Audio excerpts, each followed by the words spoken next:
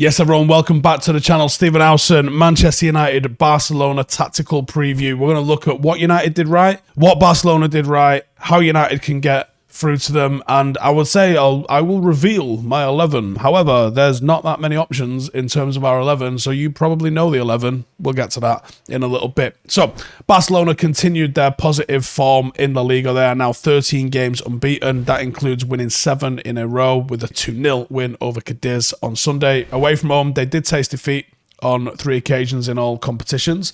Once in the league against Real Madrid, and the other 2 coming in the Champions League against Bayern and Inter. United have only won 1 of our last 11 games against Barcelona in European competitions. We've got 5 draws, 5 losses, going winless in the last 5, 1 draw, 4 losses. Their only victory came in this run in April 2008, which was a mighty-fine game with Paul Scholes netting the winner in a 1-0 win at Old Trafford. If you know my little journey to get there, if not, you'll have heard it somewhere else, or you might hear it again somewhere else. United have only lost 2 of our last 11 European games at Old Trafford. In that time, we've got 6 wins and 3 draws, although both of those defeats did come against Spanish opposition, with Atletico Madrid in 2022 and Sociedad in 2022 as well. Since the start of the 19-20 season, Lewandowski has scored 38 goals in 32 appearances in European competition, which is more than any other player in this period. We kept him quiet at the Nou Camp. Will we keep him quiet at Old Trafford? I think there's goals in this game. Again, I don't think this is a 0-0. I think there is goals at both ends of this. United have had 2 unforgettable second leg victories at Barcelona at Old Trafford. As we mentioned, Paul Scholes with a 1-0. But also in the 83-84 Cup Winners' Cup as well, with some heroics from Brian Robson. 2 of the most unforgettable nights at Old Trafford. And I think we're in for another one. I think this is going to be the 3rd one in that little series, one in each competition. We've had the Europa League, we've had the Cup Winners' Cup, and of course the Champions League. How do they play, and how do we expect them to come to Old Trafford? So they set up exactly how we thought they were going to set up last week, and I wouldn't expect too much different from them, apart from slight differences in personnel. As we know, Xavi plays a very fluid 4-3-3, and he tweaks that dependent on the opposition. As we saw, we think they tweaked for Marcus Rashford, and United tweaked by moving him from the expected position and playing him down the centre. We really saw a bit of a slight diamond rotation in that forward 4 from United against Barcelona, which was brilliant from Ten Hag. I'm very excited to see what he brings for this particular game. We know that they start in a 4-2-4 from goal kicks. We know that Frenkie de Jong drops in deep, probably alongside Busquets. Roberto's going to go high, and they're going to split the striker alongside Lewandowski. When Barcelona progress out in the first phase, they transitioned into that 4-3-3 kind of shape before going 4-2-4, and then it eventually ends up with like a 3-2-5 or even a 3-1-6 at times in the final third when Frenkie de Jong joins into the attack. However, when de Jong does join the attack, you see Koundé tucked in alongside to maintain a little bit of compactness and to try and counter some transitions. I thought what United did excellent was transition against Barcelona, and the gaps that we saw against Barcelona were absolutely sensational and bad from a Barcelona perspective. There was so much more room in the middle of the pitch, and I think it's because they do flood forward with so many numbers. United were brave, and we didn't fully fall behind the ball. We only kept 6-7 behind the ball and left players ahead of the ball, which meant when we did win the ball, we had players to hit on transition and then attack into the space. And I thought that was massive for us, and I thought that was one of the reasons why we were so successful in taking it to Barcelona. And I would expect it to look not quite the same, because I think Barcelona will be a little bit less adventurous at Old Trafford, but I think it will look quite similar when we go to them this time around. In terms of the predicted 11, this is how I think Barcelona are going to line up this time. And the star man, I think, is going to be Rafinha. I thought he was extremely dangerous in the first leg and caused us all sorts of trouble.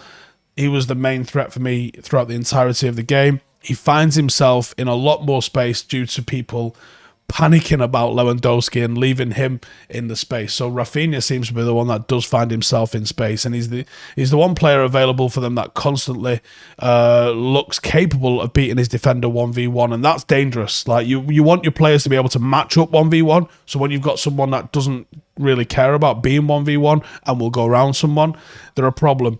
He has a little bit of a different dynamic to anybody else in the team because he is a little bit of a dribbler. And I expect Luke Shaw's going to need to be at his best, which takes me to the United 11. In terms of the United 11, De Gea in net could have a massive game for him in this one. I stick with Wan-Bissaka at right back. I thought he was very good against Barcelona off the ball.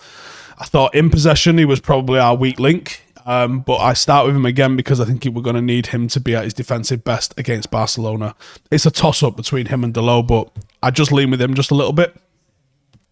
Luke Shaw at left back, and we're going to look to progress through left back predominantly. Martinez alongside Varane at centre half. Big game needed from those two. If they can keep a clean sheet at home at Old Trafford, I'm almost certain United are going through because I'm almost certain we're going to score. Big game needed from Casemiro in front of him, screening in. And very excited to see Casemiro and Sabitzer line up together because we've not seen that yet. And I think that could be a dynamic that gets the best out of both of these guys.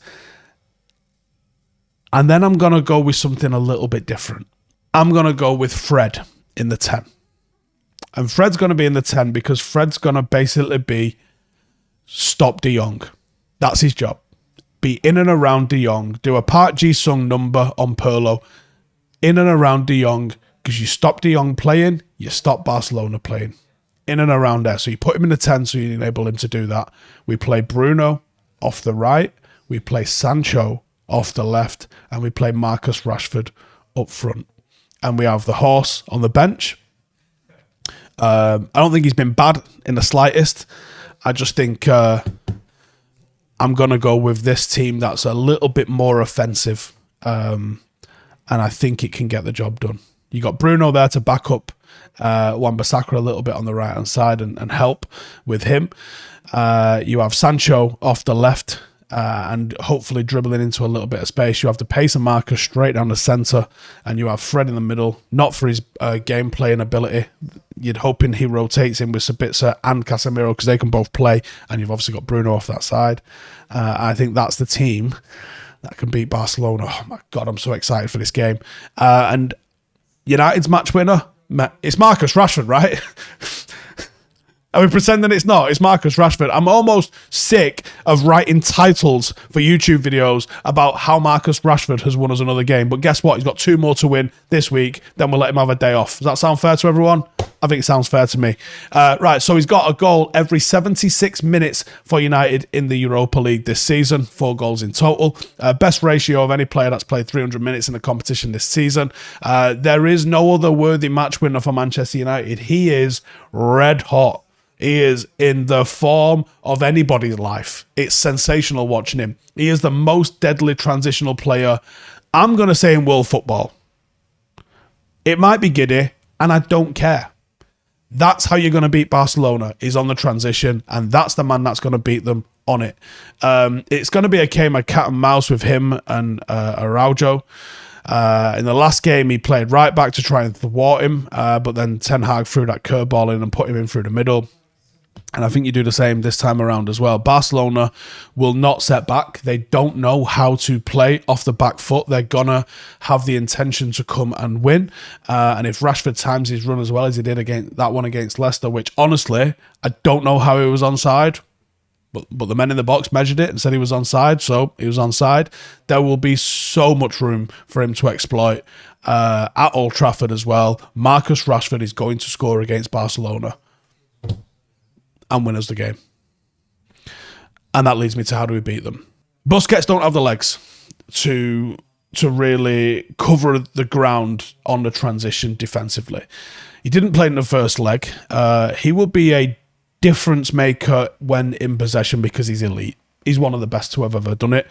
Defensively, he does not have the legs. Busquets, for them, will have a lot of ground to cover, and I don't know if he's got the ability to cover it. And for a team like Barcelona that utilise that 3-1-6 sort of shape, it can be an issue if the one that's left defending large spaces is transitioned against, because he's not Fred. He ain't going to get over there. He's not Casemiro either. He's just not getting there.